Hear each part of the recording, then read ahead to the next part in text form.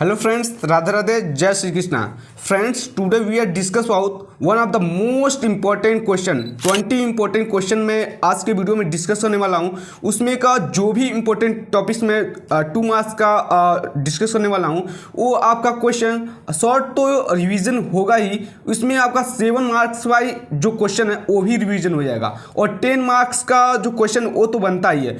तो फ्रेंड्स देखिए, आज के वीडियो में हम बी फार्म 5th सेमेस्टर में जितने भी इंपॉर्टेंट टॉपिक्स बनते हैं सारे इंपॉर्टेंट टॉपिक्स आज के वीडियो में पूरी डिटेल के साथ एक एक पॉइंट आज के वीडियो में हम डिस्कस करने वाले हैं. और सब्जेक्ट का क्या नाम है? Pharmaceutical jurisprudence. और फार्मास्यूटिकल जूरिस्प्रूडेंस क्या चीज़ होते हैं? इसमें हम सारे लॉज पढ़ेंगे जो हमारे pharmacy practice and pharmacy related जितने भी ड्रग्स डेवलपमेंट होते हैं उसमें रिक्वायर्ड होते हैं. ठीक है, shorts important question 20 shorts important question discuss करने वाले हैं आज की वीडियो में. सारे इंपॉर्टेंट टॉपिक्स होंगे. ठीक है, ये आपका 2 मार्क्स का जो क्वेश्चन मैं बता रहा हूँ इसमें आपका 7 मार्क्स का जो क्वेश्चन है ये भी बन जाएगा. तो डरने की तो कोई बातें नहीं है मेरे यार, क्योंकि फार्मास्यूटिकल जूरिस्प्रूडेंस आज के वीडियो देखने के बाद बहुत ही आसान हो जाने वाला है, क्योंकि टक्कर देने वाले आ रहे हैं हमारे student learn and crack pharmacy वाले. तो लेट्स गेट स्टार्टेड. फ्रेंड्स, आप लोग थंबनेल और टाइटल को देखकर आज के वीडियो को पता कर ही चुके होंगे कि आज के वीडियो में हम क्या क्या चीज़ें डिस्कस करने वाले हैं.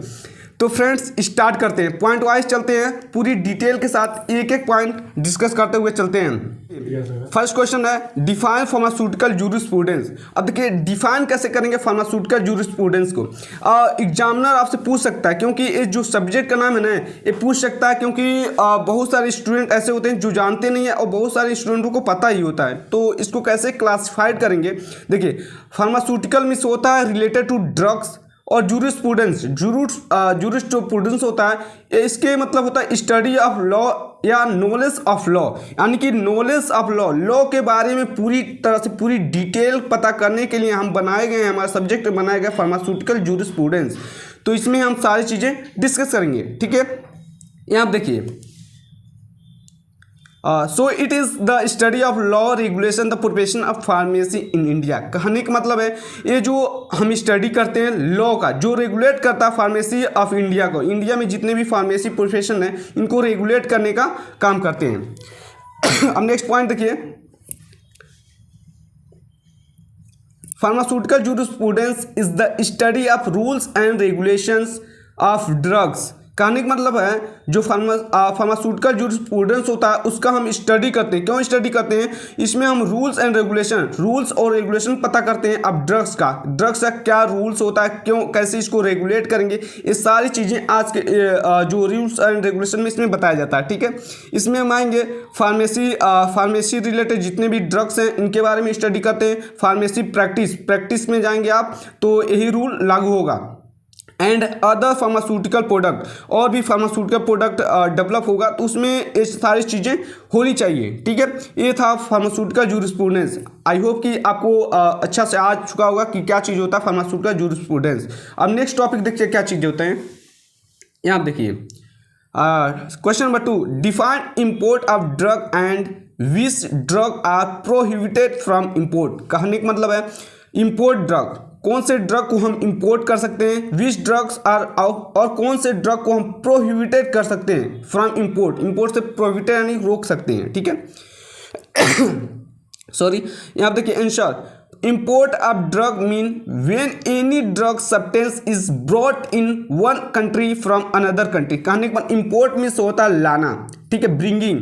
देखिए ड्रग मीन यानी इम्पोर्ट ड्रग मीन होता है वेन एनी ड्रग, कोई भी सब्सटेंस कोई भी ड्रग्स हम ब्रॉड करते हैं यानी कि खरीदते हैं एक कंट्री से दूसरे कंट्री में. इनका कहते हैं one country from another country. एक जो कंट्री होता है वो खरीदता है किसी और कंट्री से, उसे कहते हैं इम्पोर्ट ड्रग. मान लीजिए हम कोई मेडिसिन, मान लीजिए कोई मेडिसिन मैं खरीद रहा हूँ. ठीक है, कोई मेडिसिन मैं खरीद रहा हूँ किसी अन्य कंट्री से. ठीक है, किसी अन्य कंट्री से अपने कंट्री के लिए. ठीक है, तो वो हो चुका वो होगा क्या, इंपोर्ट. अगर मैं अपने देश से यानी कि इंडिया से कोई ड्रग को दूसरे देश में बेचना चाहता हूँ, ठीक है, वो हुआ एक्सपोर्टिंग ऑफ ड्रग. ठीक है, ये इंपोर्ट और एक्सपोर्ट आप समझ चुके होंगे. ठीक है, यहाँ देखिए import of drug regulated by drug and cosmetic act 1940। कहते हैं इंपोर्ट ऑफ ड्रग जो इंपोर्ट ऑफ ड्रग जो होता है रेगुलेट करता है ड्रग एंड कॉस्मेटिक को। अब ड्रग एज कॉस्मेटिक एक्ट बनाया गया 1940 में, ठीक है। ये चीज़ें होती हैं, ठीक है। तो आई होप कि आप लोग अच्छे से समझ गए होंगे, ठीक है। अब नेक्स्ट पॉइंट पे चलते हैं। So some drugs are prohibited from import. कुछ ड्रग्स ऐसे होते हैं जिसको हम प्रोहिबिटेड यानी कि रोक सकते हैं इम्पोर्ट से, ठीक है। Any drug cosmetic of non standard quality, कोई ऐसी दवा या कॉस्मेटिक जो स्टैंडर्ड क्वालिटी का ना हो, ठीक है, उसे हम प्रोहिबिटेड कर सकते हैं यानी कि रोक सकते हैं। एनी मिस ब्रांडेड और स्पूरियस और अडल्ट्रेटेड ड्रग, यानी मतलब कोई मिस ब्रांडेड ड्रग हो या स्पूरियस यानी कि नकली दवा हो या ड्रग हो या अडल्ट्रेटेड ड्रग यानी कि मिलावटी ड्रग्स, इन सारे चीज़ों को, इन सारे ड्रग्स को हम प्रोहिबिटेड कर सकते हैं यानी कि रोक सकते हैं। एनी ड्रग और कॉस्मेटिक विच है टॉक्सिक और हार्मफुल सब्सटेंस, कोई ऐसी दवा है जो टॉक्सिक और हार्मफुल सब्सटेंस है, उसको हम रोक सकते हैं, प्रोहिबिटेड कर सकते हैं फ्रॉम इंपोर्ट के लिए।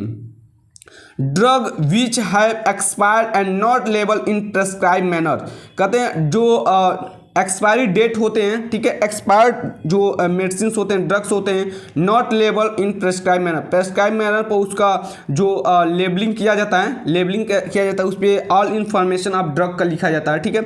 उस पर आप एक्सपायरी जो डेट लिखा होता है उसके अगर एक्सपायर्ड हो गया हो मेडिसिन को तो उसे हम इंपोर्ट नहीं करेंगे, ठीक है, उसे रोक देंगे, ठीक है। नेक्स्ट टॉपिक्स देखिए। नेक्स्ट टॉपिक्स क्या कहता है, What is the Drug and Cosmetic Act 1940 and give its objective।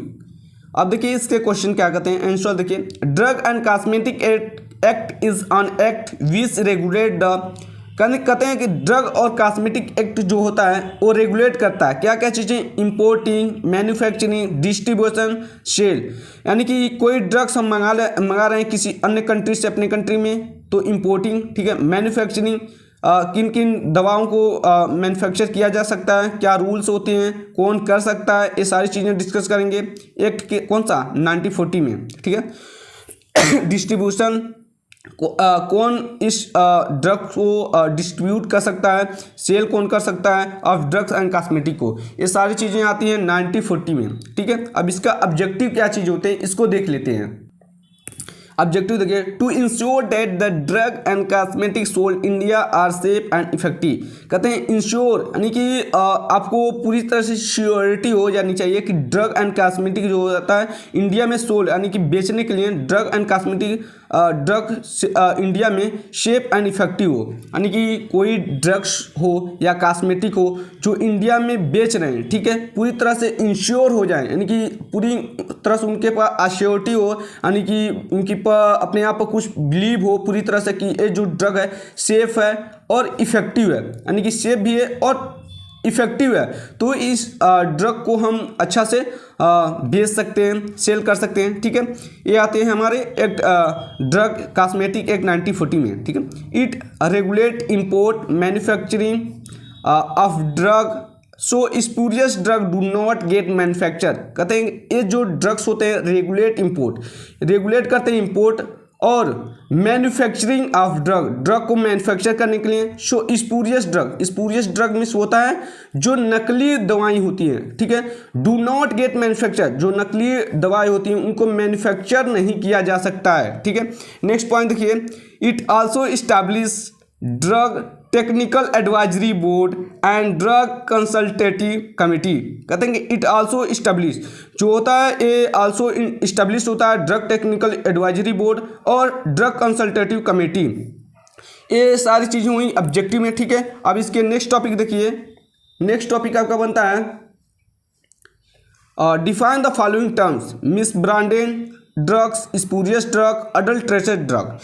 अब देखिए मिस ब्रांडेड ड्रग्स क्या होते हैं, मिस ब्रांडिंग, इसको मैं थोड़ा यहाँ पर लिखा हूँ शॉर्ट में, branding of any drugs in false and misleading manners, ये जो ड्रग्स होते हैं, ठीक है, ये नकली होते हैं, ठीक है, मिसलीडिंग मैनर्स कहते हैं इसको। मिस ब्रांडेड ड्रग को कैसे समझेंगे, ऐसे समझिए, आप शादी ब्याह में जाते हैं, बारात में गए होंगे, ठीक है, बारात में गए होंगे तो रात का माहौल चलता है, ठीक है, रात के माहौल चलता है तो उसमें कुछ लड़कियां ऐसी होती हैं, कुछ मेकअप वेकअप लगा लेती हैं, ठीक है, और बहुत सुंदर दिखती हैं, ठीक है। अगर उन्हीं लड़कियों को अगर आप सुबह में देखेंगे तो कहेंगे अरे यार यही लड़की है, ये तो रात में बहुत अच्छी दिख रही थी, ठीक है। तो उनको क्या किया गया था, मिस ब्रांडिंग किया गया था, यानी कि उनका जो जैसे दिख रहे थे, ठीक है, जैसे दिखना चाहिए वैसा नहीं दिख रहे थे। उनको अट्रैक्टिव बनाने के लिए उनके अंदर, उनके स्किन पर कुछ ऐसे चीज़ें लगा दी जाती हैं, क्रीम्स लगा दिया जाता है जिससे वो अच्छे दिखते हैं, ठीक है। वैसे ही ड्रग्स में क्या चीज़ होती है, ड्रग्स में कुछ ऐसे चीज़ें इंक्लूड किया जाता है जिससे वो दिखने में काफ़ी अच्छा होता है, काफ़ी सेफ इफेक्टिव दिखता है, लेकिन वो चीज़ें वैसा एक्चुअल में वो चीज़ें ऐसी नहीं होती हैं, ठीक है। अब यहाँ देखिए इसको कैसे डिफाइन करेंगे। शो अ ड्रग में बी मिस ब्रांडेड इफ, कैसे ड्रग्स मिस ब्रांडेड हो सकती हैं, ठीक है। If it is so coloured, coated and polished which cover the it's damage and make it's appearance more better than it's therapeutic value. कहते हैं यदि जो ड्रग्स है उनको कलर्ड करके, coloured, coated and polish which cover the it's damage, कोई medicine ऐसे हैं, ठीक है, जो डैमेज हैं, यानी कि टूटा फूटा है, ठीक है, उनको कलर्ड कर दिया जाएगा, कोटिंग कर दिया जाएगा और पॉलिश्ड कर दिया जाएगा, जिससे वो लगे कि हाँ ये जो ड्रग्स हैं, ये जो दवाई है बहुत ही अच्छा है, ठीक है, कवर कर दिया जाता है इन सारी चीज़ों को, ठीक है। एंड मेक इट्स अपीयरेंस, और दिखने में बहुत ही अच्छा अट्रैक्टिव बना दिया जाता है, मोर बेटर, बहुत ज़्यादा अट्रैक्टिव बना दिया जाता है देन इट्स थेरापेटिक वैल्यू, और जो उनका थेरापेटिक वैल्यू आना चाहिए, जो उनका एक्शन शो करना चाहिए, अच्छा करना चाहिए, क्योंकि वो दिखने में तो अच्छा है, उनका जो थेरापेटिक वैल्यू है अच्छा शो करना चाहिए, लेकिन जो ये मिस ब्रांडिंग ड्रग्स होते हैं इनका थेरापेटिक वैल्यू कम होते हैं कंपेयर टू ओरिजिनल ड्रग्स, ठीक है, ये कह सकते हैं। देखिए क्वेश्चन नंबर 4 खत्म हो चुकी। अब नेक्स्ट क्वेश्चन पर चलते हैं। इसमें कुछ पॉइंट्स हैं, देखिए it is not labelled in prescribe manners. अगर लेबल्ड प्रेस्क्राइब मैनर पर आपका जो लेबलिंग किया जाता है, यानी कि कोई कंटेनर्स होते हैं, ठीक है, उसके ऊपर जो भी लेयरिंग किया जाता है कि इंग्रेडिएंट्स कौन कौन इंग्रेडिएंट्स इस पर लगाए गए हैं, इनमें फिल किए गए हैं, ये सारी चीज़ें लिखी जाती हैं। लेबल क्या चीज़ होते हैं, all information on packaging of drug का जो भी ड्रग में क्या क्या चीज़ें इंक्लूड किया गया है, क्या क्या इंग्रेडिएंट उसमें डाले गए हैं, ये पैकेजिंग उनके ऊपर लेबलिंग करते समय सारी चीज़ें इंफॉर्मेशन लिखी जाती हैं, ठीक है। अब यहाँ देखिए स्पूरियस ड्रग क्या चीज़ होते हैं। स्पूरियस ड्रग थोड़ा समझ लीजिए क्या चीज़ होते हैं। स्पूरियस मीन्स होता है नकली, ठीक है। फुन्नी बट लुक्स लाइक ओरिजिनल, फुन्नी मतलब होता है नकली, बट लुक्स लाइक ओरिजिनल। कुछ ड्रग्स ऐसे होते हैं जो नकली होते हैं बट लुक लाइक ओरिजिनल, लेकिन देखने में मेरे यार वो ड्रग्स बहुत ही अच्छे होते हैं, ओरिजिनल, ऐसा लगता है कि हाँ यही जो ब्रांड है ओरिजिनल है, ठीक है। अ ड्रग कॉल्ड स्पूरियस इफ, कैसे हम कह सकते हैं कौन सा ड्रग स्पूरियस से नकली है, ठीक है। If it is manufacture under a name which belong to another drugs, यानी कि if it is manufacture under a name which belong to, कोई ड्रग्स मैन्युफैक्चर करते हैं, ठीक है, उसका नाम जो होता है बिलोंग करता है कोई और ड्रग से, ठीक है, उसे हम कह सकते हैं कि स्पूरियस ड्रग है। If it is resemble or look same as another drugs, यानी कि ये जो ड्रग्स होते हैं दिखने में रिजेंबल्स आर लुक्स सेम, दिखने में सेम लगते हैं, यानी कि लगता कि यही जो दवाई है यही है, दिखने में तो ऐसा लगता है कि हाँ यही है वो दवाई, ठीक है, लेकिन जो ड्रग्स जो होते हैं अनदर ड्रग्स होते हैं, वो कोई और ड्रग्स होता है, ठीक है। If the label contain such companies name which does not exist, जो एक कंपनी नेम होते हैं वो एग्जिस्ट नहीं करते हैं इस चीज़ को, ठीक है। अडल्ट्रेटेड ड्रग्स क्या चीज़ होते हैं, यहाँ देखिए अडल्ट्रेटेड ड्रग्स क्या चीज़ होते हैं, अडल्ट्रेशन, मिलावटी, अडल्ट्रेशन में से होता है मिलावटी। डिक्रीजिंग द क्वालिटी, क्वालिटी को डिक्रीज कर दिया जाता है ऑफ एनी ड्रग, किसी ड्रग्स की क्वालिटी को डिक्रीज कर दिया जाता है, उसे हम बोलेंगे अडल्ट्रेटेड ड्रग्स। अब देखिए अडल्ट्रेटेड ड्रग्स क्या चीज़ होते हैं, आपको दिखाते हैं। Show a drug called adulterated, कैसे किसी ड्रग को हम अडल्ट्रेटेड कर सकते हैं। If it contain decompose or impure substance, it contains यानी कि कंटेन करता है इम्प्योर सब्सटेंस, तब हम कह सकते हैं कि अडल्ट्रेटेड है। ठीक है, अडल्ट्रेटेड किससे कहेंगे, मान लीजिए मेरे पास दूध है, ठीक है, ये दूध है, ये 100 ग्राम या 100 ml ये दूध है, ठीक है। इसमें हम 50 ml ये मिल्क हो गया, ठीक है। 50 ml हम वाटर इसमें इंक्लूड करेंगे तो एक दूध कितना हो जाएगा, ये दूध हमारा हो जाएगा 150 ml, ठीक है। ये जो दूध हमको दिखने में तो लगेगा कि हाँ ये जो दूध है ये एक्चुअल में 150 ml है, लेकिन एक्चुअल में इसमें अडल्ट्रेटेड किया गया है, यानी कि मिलावटी किया गया है। 50 ml इसमें हम वाटर मिला दिए हैं, लेकिन में दिखने में कैसा लग रहा है कि हाँ ये दूध ही है 50 ml, ऐसे आप समझ लीजिए। It contains or impure substance, it is contains harmful toxic substance which cause health issue, ये कंटेन करता है हार्मफुल और टॉक्सिक सब्सटेंस जो कि कॉज कर सकता है हेल्थ इशूज को कॉज कर सकता है, ठीक है। नेक्स्ट टॉपिक देखिए, 5th नंबर क्वेश्चन क्या कहता है, what is loan licence and repacking licence. Loan licence क्या चीज़ होते हैं, loan licence a manufacturing licence on rent for FDA from FDA क्या होता है, फूड ड्रग अथॉरिटी होते हैं, फूड ड्रग अथॉरिटी।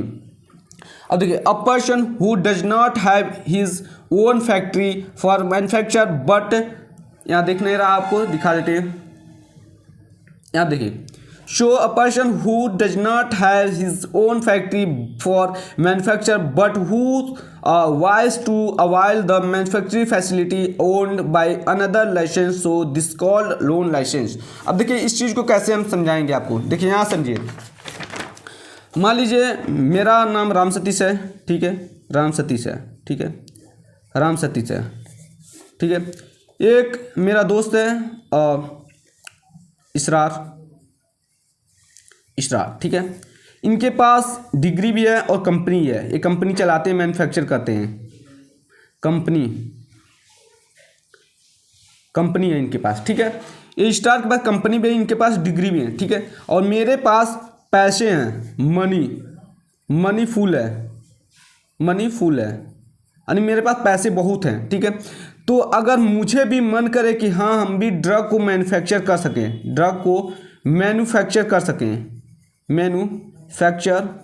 मैन्युफैक्चर करना चाहते हैं, ठीक है, तो क्या चीज़ करना पड़ेगा, मुझे लाइसेंस लेना पड़ेगा। किससे, मुझे लाइसेंस लेना पड़ेगा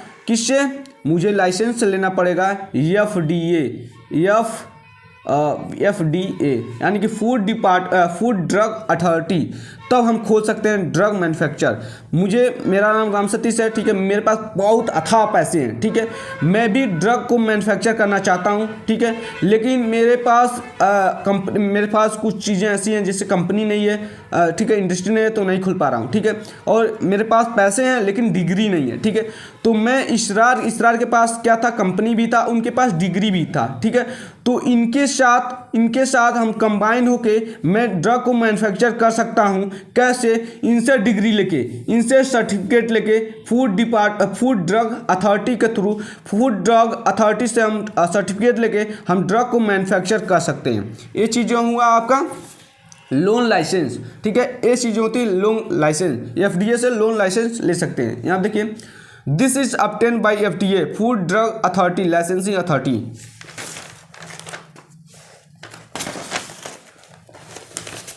अब यहाँ देखिए, रीपैकिंग लाइसेंस। री मीन्स होता है again, packaging means packaging. So a licence for packaging of small containers from the bulk of drug containers. मान लीजिए 2 kg का आपका सिरप है, ठीक है, कंटेनर बल्क में बहुत ज़्यादा अमाउंट्स में है, ठीक है। इसको अलग अलग कंटेनर्स में, छोटे छोटे कंटेनर्स में 100 ml 100 ml इसको अलग अलग करना, इसे हम कहते हैं कि रीपैकिंग। यानी पहले तो ये पैकिंग था, सिरप पहले तो 20 किलोग्राम ये पैकेजिंग था सिरप का, ठीक है। इसको हम अलग अलग कंटेनर में स्मॉल कंटेनर में इसको हम क्या किए, डिस्ट्रीब्यूट कर दिए, कंटेनर को अलग अलग रख दिए, इसे हम कहेंगे पैकिंग, यानी कि पैक कर दिए, इसे हम कहेंगे रीपैकिंग। फिर से हम पैक किए। A licence for packaging of small containers from the bulk drug container. तो फ्रेंड्स ये था, यहाँ दिख नहीं रहता आपको, एक बार समझा देते हैं। So a license for repacking of small containers from the bulk of drug containers। मान लीजिए 20 किलोग्राम का सिरप है, ठीक है, बल्क में बहुत ज़्यादा अमाउंट में, इसे हम छोटे छोटे कंटेनर में डिस्ट्रीब्यूट कर दिए, अलग कर दिए 100 ml 100 ml 100 ml में, ठीक है। इसे हम अलग अलग कंटेनर में इसे फिल कर दिए, पैक कर दिए सिरप को, तो हम इसे कहेंगे रीपैकिंग, क्योंकि पैकिंग तो पहले से था, फिर से हम पैकिंग किए तो इसे हम बोलेंगे रीपैकिंग, ठीक है। ये चीज़ें होती हैं। तो फ्रेंड्स अब चलते हैं सेकेंड यूनिट में। सेकेंड यूनिट क्या कहता है, यहाँ देखिए।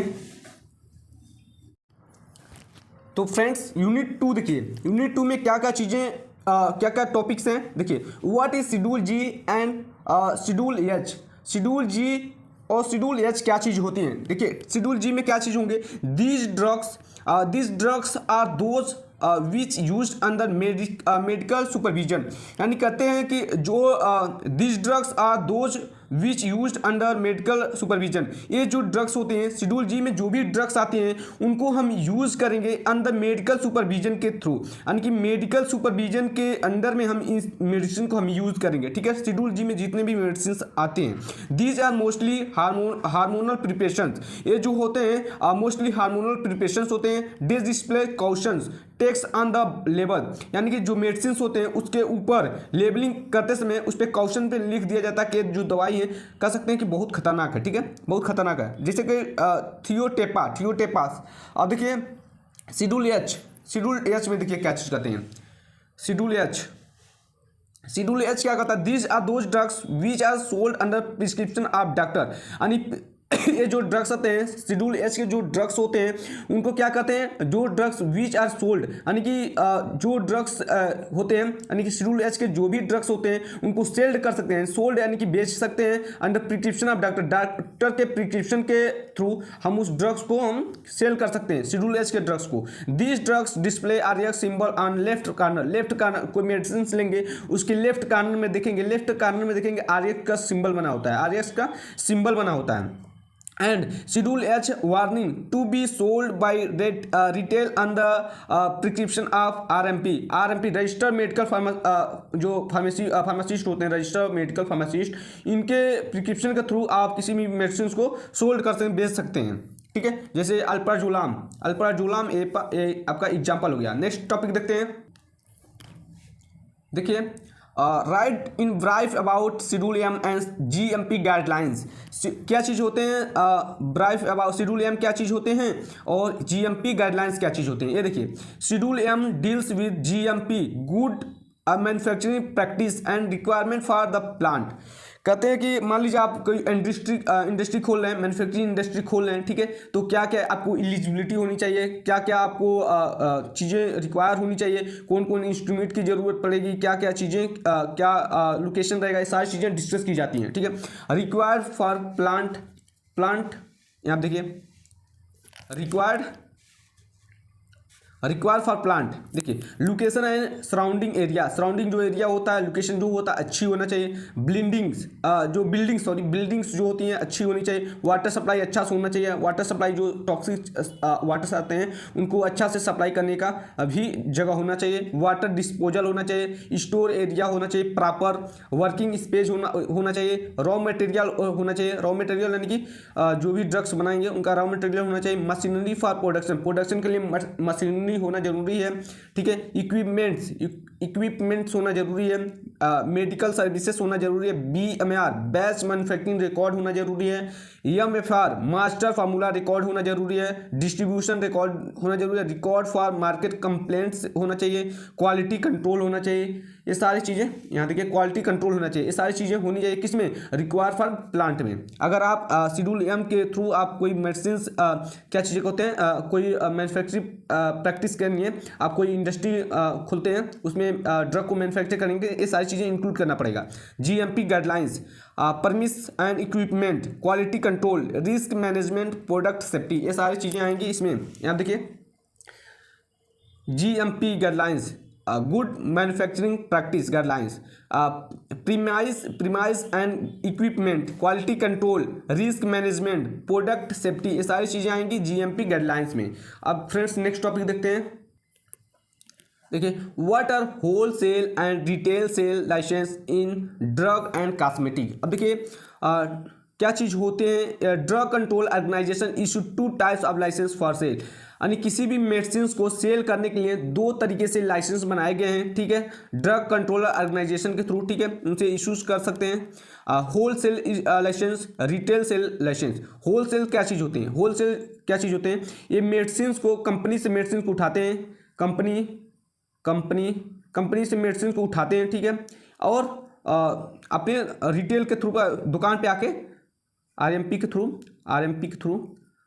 थ्रू ये मेडिसिन को डिस्पेंस कर देते हैं, यानी कि बेच देते हैं या सेल कर सकते हैं या डिस्ट्रीब्यूट कर देते हैं।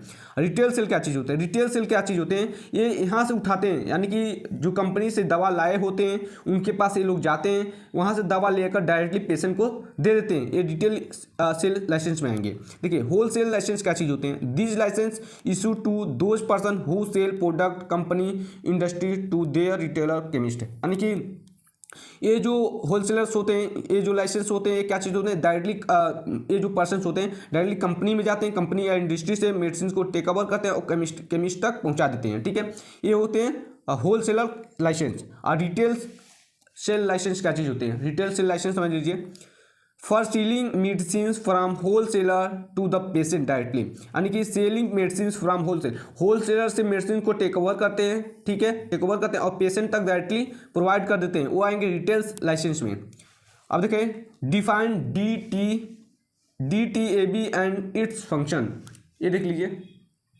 Drug technical advisory board is an advisory committee which जो constituted by central government under drug and cosmetic act, यानी कि ड्रग एंड कॉस्मेटिक एक्ट के अंदर ये सारी चीज़ें आएंगी, सेंट्रल गवर्नमेंट टू एडवाइज, यानी कि drug and cosmetic act advice देता है सेंट्रल गवर्नमेंट और स्टेट गवर्नमेंट, सेंट्रल गवर्नमेंट को और स्टेट गवर्नमेंट को एडवाइस देता है कौन, drug and cosmetic act 1940, technical on technical manner arising in this act. 18 members इसमें चीज़ें होती हैं, 18 मेंबर्स होते हैं। अब इधर देखिए फंक्शन क्या चीज़ होते हैं, फंक्शन देखिए, to advise central and state government on technical matter related to the drug and cosmetic act, advice देते हैं सेंट्रल और स्टेट गवर्नमेंट को टेक्निकल मैटर्स में, टेक्निकल जो मैटर्स होते हैं उसमें related to drug and cosmetic, drug और कॉस्मेटिक के रिलेटेड। TTBA आल्सो एडवाइज, जो ड्रग टेक्निकल एडवाइजरी बोर्ड होते हैं ये आल्सो एडवाइस देते हैं DCGI को, drug controller general of India को, ये एडवाइस देते हैं कि मेडिसिन को ऐसे डिस्पेंस कीजिए, बनाइए, ये सारी चीज़ें ये डिस्कस करते हैं। मेन के कौन होते हैं, DTAB drug technical advisory board.